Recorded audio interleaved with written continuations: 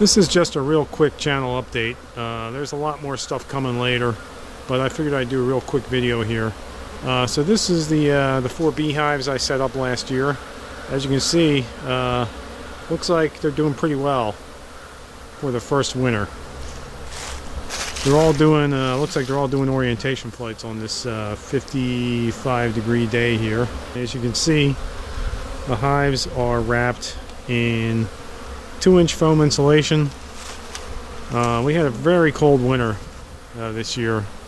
Several weeks of just single digits, negative numbers. So I wrapped the hives, and I'm glad I did because they seem to be doing pretty well. Looks like they got orientation flights going on today. They're all just kind of, you know, flying in little small circles around the front of the hive there, getting used to their home. Number 3 hive right here is very busy. Number 1 hive was really busy about an hour ago. Looks like that's kind of calmed down, and now number 3 is the busy one, and to a lesser extent number 4. Hive 2 is also very busy, and again an hour ago was probably a little bit busier. So yeah, I'm liking what I'm seeing. All the hives have stores, and I've added, in addition to, you know, the honey and pollen that they've gathered over the season, I've added some patties of fondant, which is basically just sugar, and some pollen substitute. So yeah, they're doing pretty good. So bees look good. Only 6 more weeks till spring. So yeah, I can't ask for better than that. Pretty happy. Alright, so let's go look at another project that's been in the works for probably a number of years. We finally got that going this year. Let's check that out. There it is. This is the big project. 3-car garage edition. And the space over top, we'll look at that in a little bit, is going to be my gigantic train layout room. So we attached to the existing 2-car garage, which will be converted into some more living space, probably like a giant TV room. I don't want to say theater room because that's not really going to be set up that way, but you know, a big TV, little fireplace, nice sofa to flop on. So that's what will happen to the existing 2-car garage here, and we'll put in a window there as well. But yeah, this 3-car garage is something we've been thinking about doing for a very long time, and we finally got it going this year. Construction started October last year, and well, it looks like we're almost done. So let's take a look at the train layout space up top.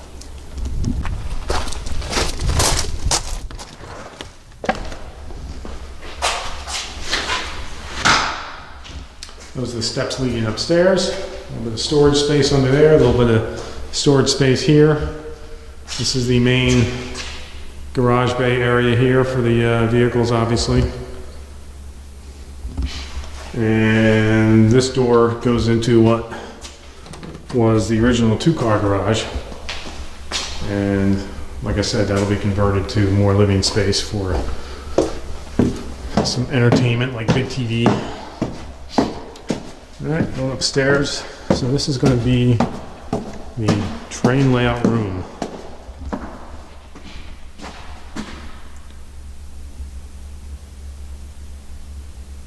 Lots of nice bright light coming in from the windows. The layout will occupy as much space as possible in here. It will not touch the walls though. It's going to be an island in the center of the room. A lot of walk around space as well, not just a big platform. But yeah, this is the space.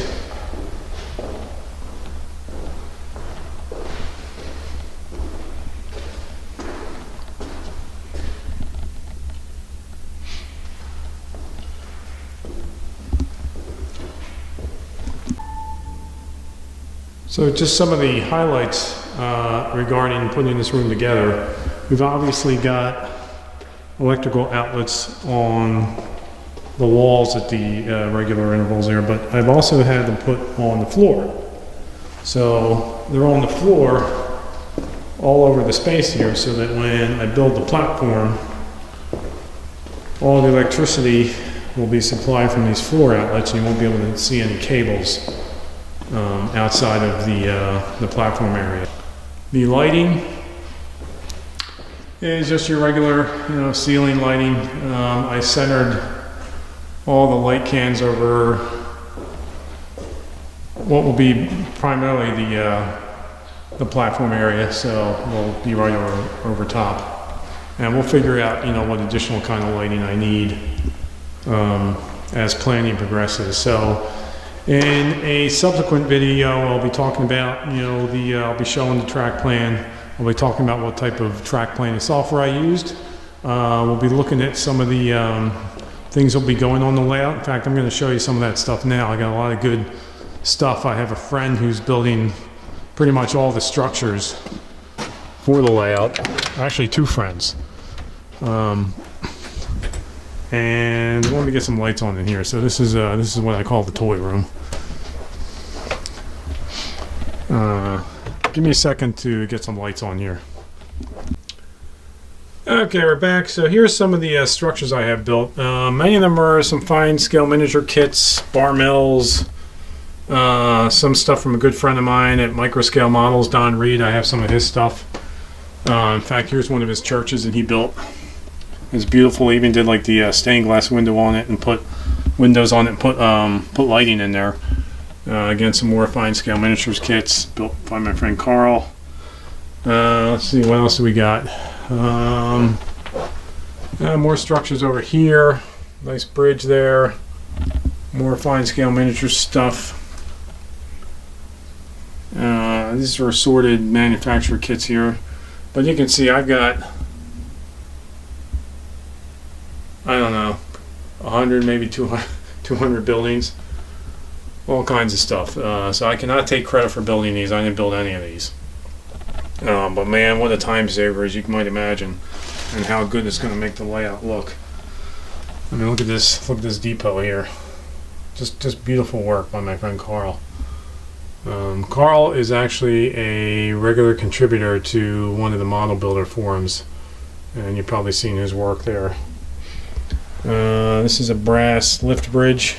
This is, I think, originally commissioned by Overland Models and was taken over by American Scale Models. It's all brass. This is Microscale Models, Don Reed.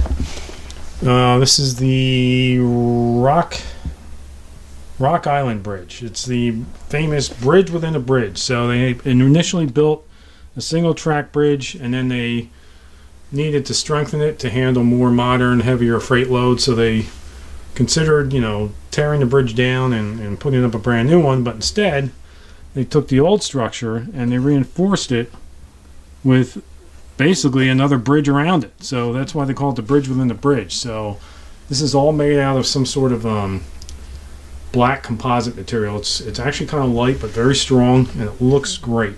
I mean, you got rivet details on various plates and all that, so it's amazing. This is a curved approach section. You can see railings down here, flexible roadbed. There's the piers and some more supports there. These are also from Don Reed. Unfortunately, I have some plastic wrap over them. These are just 3 dual track truss sections. Let me get that plastic wrap. There you go. There's the 3 bridges. There's some, I guess those are the pads that the bridges rest on that are wrapped up there. I'm also beginning to evaluate the DCC control hardware that I'll be using. So I'm going to be using the Digitrax system. This here is a DB220 booster, and it's kind of neat because you can hook a single power supply into it, and it'll basically take that power and split it into 2 sets of outputs. So this is a 14 amp booster, and I'll get 2 7-amp outputs from this booster. So that's kind of cool. And these power supplies, I'll give you a link to where you can get these. These are inexpensive. They look pretty cool. You can get them in all types of capacities, so you can match it to whatever your power requirements are. So this is the Digitrax DCS 240 command station. This is, as of this video, the latest command station that they offer. It has USB built right in instead of having to get a separate USB adapter, and I have JMRI running on my MacBook over here, which works just perfectly fine with the Digitrax hardware. So this is a smaller 7 amp power supply, which is literally half of what's I showed you in the other room there, powering the boosters, because this only has one track output on here, not two, so it doesn't split the power like the DCS 220 boosters do. But again, this just kind of illustrates you can get a power supply to perfectly match what you need in terms of capacity. So again, I'll provide all that information. So there will definitely be more updates in the near future as the layout gets going. This is a double crossover that I built using the Fast Track system. I'll probably do a video on that, although there are plenty out there if you want to look that up. It's an outfit out of Canada called Fast Tracks. They provide really nice turnout fixtures here for putting your turnouts together and getting the parts all aligned perfectly. I've been just cranking turnouts out as fast as I can. These are some stack of number 10s that I have here. Stack of number 8s that I have here. And what else? So another thing from Don Reed is he laser cut me out some Trestle Bends. So I have all the pieces for an 8-foot dual track timber trestle. And I have a good spot on that for my layout where it's going to be kind of featured fairly prominently. So here we go. Here's the laser cut Trestle Bends. Those are the shorter sections. Here are the longer sections. Again, these are come from Don Reed of Microscale Models. That's track and or roadbed, about 1,200 feet worth. So it's going to be a pretty big layout. The room, by the way, is 33 feet. Let's go back in there. Okay, the room is 33 feet deep. It's 44 plus feet up to this point, and roughly 55 feet up to that point. And obviously I can't use that because it's a stairwell, so roughly 40 some feet on each of the long legs here, and 33 feet deep. So good amount of room there for a nice size layout. Well, that is it. That's it for the channel update. So be sure to check back probably in about another month and a half. I'll start the layout construction. We'll start talking about that, and you might see some videos in between then for something. I don't know what. We'll figure it out. Anyway, thanks for watching. See you next time.